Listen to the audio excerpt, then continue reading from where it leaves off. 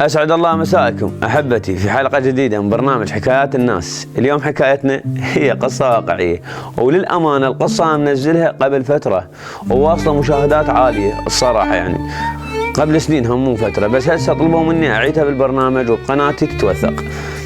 القصة يسولف عن أصدقاء اثنين، واحد ما يتخلى عن الثاني لو دقيقة واحدة.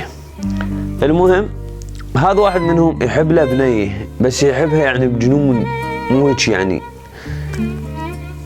فذاك اليوم راح لقى صاحبه ضايج، قال له ايش بيك؟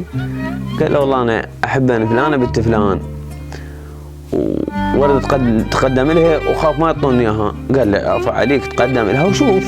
سوى له عزم، هذا رجع قال لاهله وراحوا تقدموا للبنيه بالشارع، وعند الناس كلها وبالعرف يعني يسألون على الولد يوم يومين نوبة اللي يردون خبر أهل البنية. فخلصان اليومين الولد هذا هم جي لقى حاط ايده على خده وقاعد. قال له شنو يبشر؟ قال له والله ما ردونا المراد. قال له ودي الناس؟ قال له لا انا ما ودي بعد ناس ولا اروح انا. قال له كان ما دام هيك شيء اروح انا. قال له والله كان انت صديقي واخوي سو فضل لا تروح.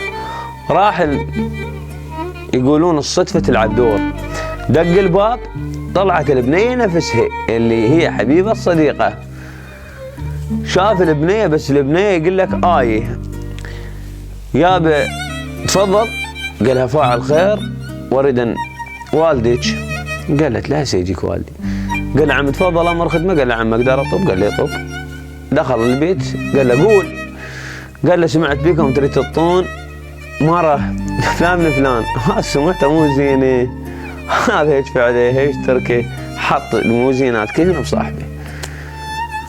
ورد قال له صاحبه ها بشر. قال له والله يقوم بعد ما نعطيه احنا الولد. ورا فترة خربت علاقات الصحبان، علاقتهم خربت، قام هذا ما يجي لهذه. اجا ولد قال له اليوم صديقك عرسه ليش ما رايح؟ قال له ما عازمني. قال له كم شي نسوي له مفاجأة. راحوا بعد الزفة ما جايه. طب قد سيارة العروس شاف صاحبته ماخذها صاحبه على لسان الولد، يقول له والله محتار بعملتك شر بسوي. اثنينهم خنقة السجن والمقبرة، هذا بي ذله وحرش يامر عليه، وذاك بي ذنبه وحساب الآخرة. لكن اعتب على الثدى الرضع خسيس، ولو ما راضح حليب الطاهرة. نعرف اللي ياكل ببيتك ما يخون، مو جاز صويحبه بالمرمرة. وانا ما كلفتك تحط بي صوج، انا قلت لك روح واخطب لي مرة، وانا قلولي الفلح بس ما رضيت. الوردة والمنجل فلا ترهم ترى، وبعد لا تمرق علي وتقول اخوي. وانا نصحك تنسى هاي الظاهرة، رايد العباس ياخذ حيف منك مثل ما خليت روح مدهورة.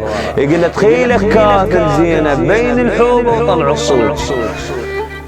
رسالتنا من هاي القصة لو تصاحب خو صاحب، لو تضل من غير صاحب. لو تصاحب لك شخص يصون سرك ويصون عرضك ويصون بيتك، لو لا تصاحب ظل بدون صديق احسن لك.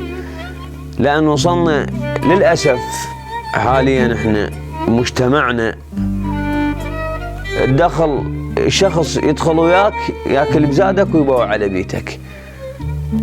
مو يعني الاكثريه الصراحه ولا كلها، بس البعض احنا نحدد وما نعم.